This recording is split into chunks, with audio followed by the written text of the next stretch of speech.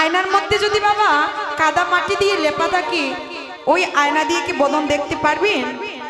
হ্যাঁ, তো বদন দেখতে হলে কি করতে হবে? ওই আয়নার কাদা মাটি ভালো করে পরিষ্কার করতে হবে। তো আমরা যখন ঘর থেকে বের হয়েছি মা, সবাই একবার করে আয়না দেখেছি, তাই তো? তো সেই আয়নায় কাদামাটি লেপা থাকলে সেই আয়না দিয়ে বদন দেখা যায় না। ঠিক তেমনি ভাবি, এই যে চিত্ত দর্পণ আছে বাবা, এই দর্পণটাকে তো পরিষ্কার করতে হবে। শাস্ত্রে বলছি এই চিত্ত দর্পণে পরিষ্কার করতে হলে একমাত্র কৃষ্ণ নামের মাজনটা ব্যবহার করতে হবে। নিতাই গৌর। তো আমরা যখন গঙ্গার জলে গিয়ে স্নান করি, গঙ্গার জলে স্নান করলি বাবা আমার এই দেহকে পবিত্র করি, তাই না? হ্যাঁ, অপবিত্র দেহ পবিত্র হয় গঙ্গার জলে স্নান করলে। কিন্তু দেখো এই দেহের ভিতরে কিন্তু আর তিনটি জিনিস আছে। সেটা কি? মন, বুদ্ধি, আত্মা। বলি এই তিনটি জিনিস আমরা কি দিয়ে পবিত্র করব? হ্যাঁ, কারণ এই দেহের ভিতরে কি আর জল প্রবেশ করে বাবা? প্রবেশ করে কি? কারণ দেহের ভিতরে জল প্রবেশ করে না, তাহলে এই তিনটি জিনিস আমরা কি দিয়ে পবিত্র করব? প্রশ্ন হতে পারে না? শাস্ত্রে বললেন মন পবিত্র হবি সত্যের দ্বারা, আর বুদ্ধি পবিত্র হবি জ্ঞানের দ্বারা, আর এই যে আত্মা আছে, এই আত্মা কি দিয়ে পবিত্র হবে? একমাত্র হরি নাম, কৃষ্ণ নামের দ্বারা। নিতাই গৌর হরি বল। তাই তো বলছি সর্বত্র স্থাপনন পরম বিজয়াতে শ্রীকৃষ্ণ সংকীর্তন। অর্থাৎ যে ভক্ত শ্রীবাস সঙ্গ নিশি হরি কথা কৃষ্ণ কথা সাধন করতে পারি, তাতে সর্ব আত্মার স্নান হয়ে যায়। কারণ বাবা আমরা এত কষ্ট করে শ্রীবাস সঙ্গ নিয়ে বসে আছি, হরি কথা কৃষ্ণ কথা সারা দিন ধরে শ্রবণ করছি। যদি কোনো ভক্ত মন দিয়ে শ্রবণ করতে পারি, কারণ বাবা নববিধা ভক্তির মধ্যে শ্রেষ্ঠ ভক্তি হচ্ছে শ্রবণ। যে ভক্ত শ্রবণ করতে পারি আর হরি কথা কৃষ্ণ কথা শ্রবণ করি, যদি কোনো ভক্তির নয়নের জল বর্ষিত হয়, ভগবান বলছে কি আমি সবই কিছু সইতে পারি, কোনো ভক্তের নয়নের জল আমি সইতে পারি না। ভগবান বলছে যে ভক্ত আমার নাম ধরে কাঁধিয়ে, আমি ভগবানকে আর বসে থাকতে পারি? কারণ আমি দুটো জিনিস সহ্য করতে পারি না। এক হলো কোনো ভক্তের নয়নে জল, আর কোনো ভক্তের মনের অহংকার। যে ভক্ত নয়নে জল দিয়ে আমায় ডাকে, আমি ওই ভক্তের চরণে সারা জন্মের মতো বাধা হয়ে পড়ে থাকি।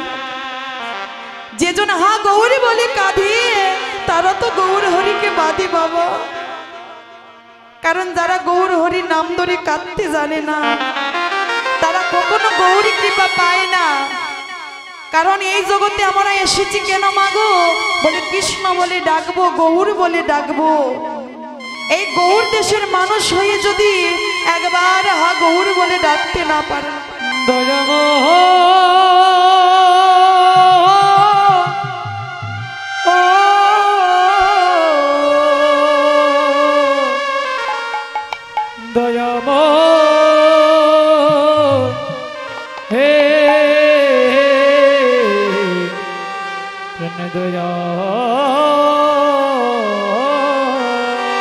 কারণ কৃষ্ণ ভজনের জন্য এই ধরা দামে এসেছি। কৃষ্ণ বজিবার তোরে সংসারেতে আইল, আর মিছে মায়ায় বদ্ধ হয়ে বৃক্ষ সম হইল। দিন গেল মিছে কাজে আমার রাত্রি গেল নিদ্রে, না বুঝিলাম রাধা কৃষ্ণ চরণ আরো ভিন্দে। এই জগতে এসেছি কৃষ্ণ ভজনের জন্য, এসেছি কৃষ্ণ বলে ডাকবো, গৌর বলে ডাকবো, কিন্তু এই যে মিছে মায়ায় মত্ত হয়ে আছি, এই মিছে সংসার, মিছে আশা নিয়ে বসে আছি বাবা। তাই তো আমরা গৌর বলে একবারও ডাকতে পারলাম না। গৌর হরি বলছে যে ভক্ত হ গৌর বলে ডাকতে পারি।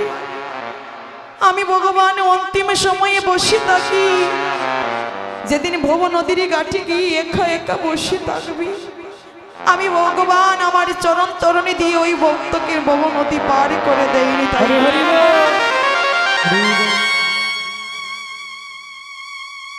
ও যে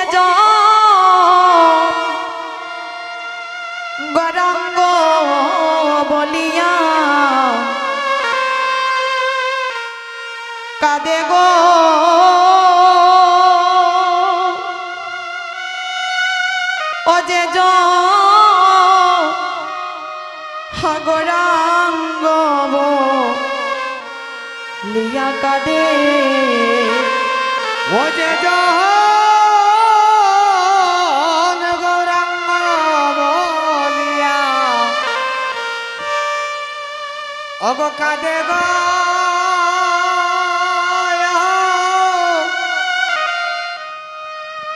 গৌরাঙ্গ বলিয়া কাদে অজে গৌরাঙ্গ বলিয়া কাদে গো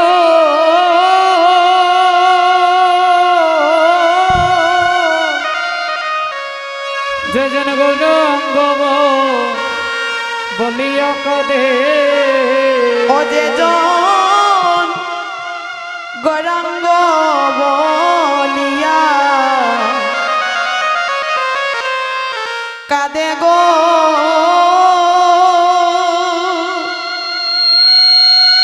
অজে গৌরাঙ্গ লিয়া কাদে অজে গৌরাঙ্গ বলিয়া কাদে গো যে জন গৌরাঙ্গ বলিয়া কাদে গৌরাঙ্গ বলিয়া কাদে গো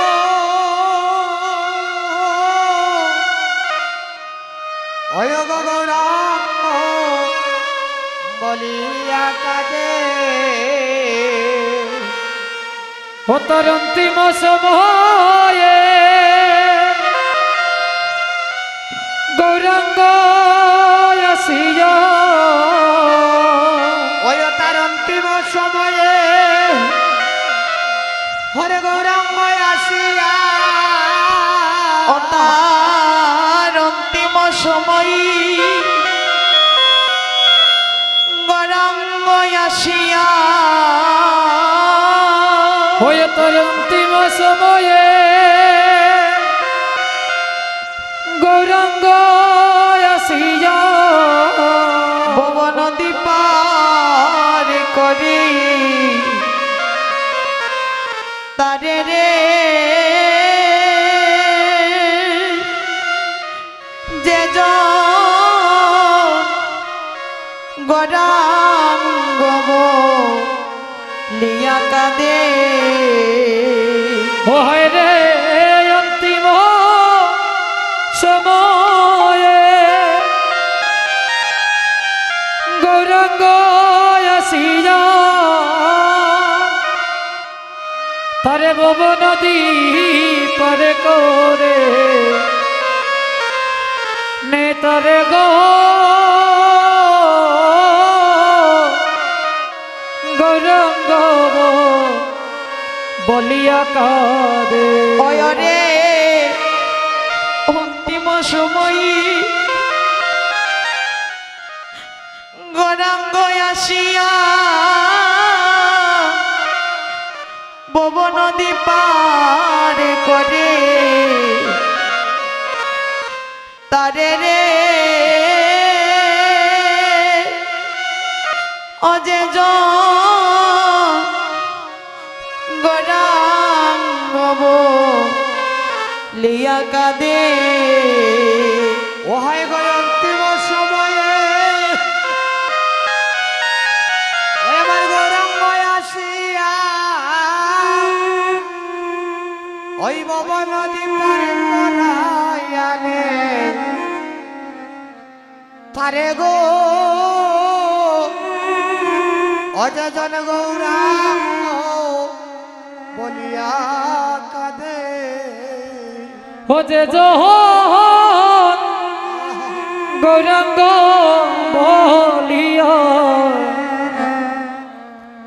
বলিয়া কাদে গো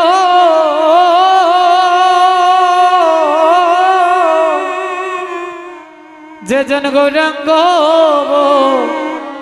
বলিয়া কাঁদে ও যে ওই রে গৌরাঙ্গ বলিয়া কাঁদে গো ও যে জন গৌরাঙ্গ বলিয়া কাঁদে অতারে গৌর কুলে কুলে মিশে যায় হয়ে তোর গোবর কোলে কোলে মিশে যায় ওগো তার গৌর কুলে ওরে কুল মিশে এই জগতে আসতে হয় না আবার যেতেও হয় না তারে গৌরী কুলে কুলে মিশে যায় এই জগতে আসতে হয় না আবার যেতে হয় না গোবর কোলে কোলে মিশে যায় এই জগতে আসতে হয় না আবার যেতেও হয় না গৌর কোলে কোলে মিশে যায় এইভাবে আসতে হয় না ওরে যেতে হয় না ওই তার গৌর কুলে ওগো কুল মিশে যায় ও যে জনে গৌরাঙ্গ বলিয়া কাঁদে গো যে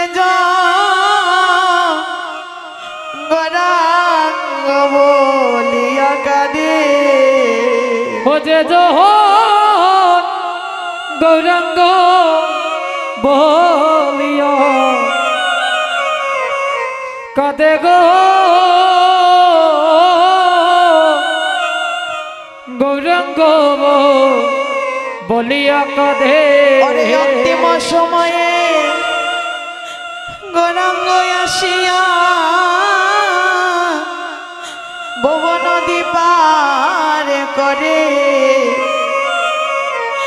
তারে গো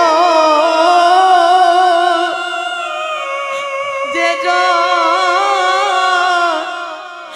গৌরাঙ্গ বলিয়া কাঁদে ওহায় গো অন্তিম সময়ে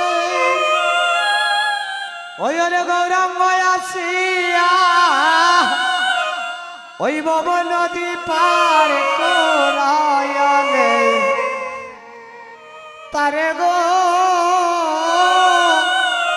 অজন গৌরাঙ্গ বলিয়া কাঁদে যেজন একবার হা গৌর বলে কাঁদতে পারে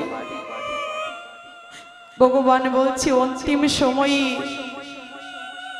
আমি ওই ভক্তের শিয়রে বসে কৃষ্ণ কৃষ্ণ নাম জপ করি।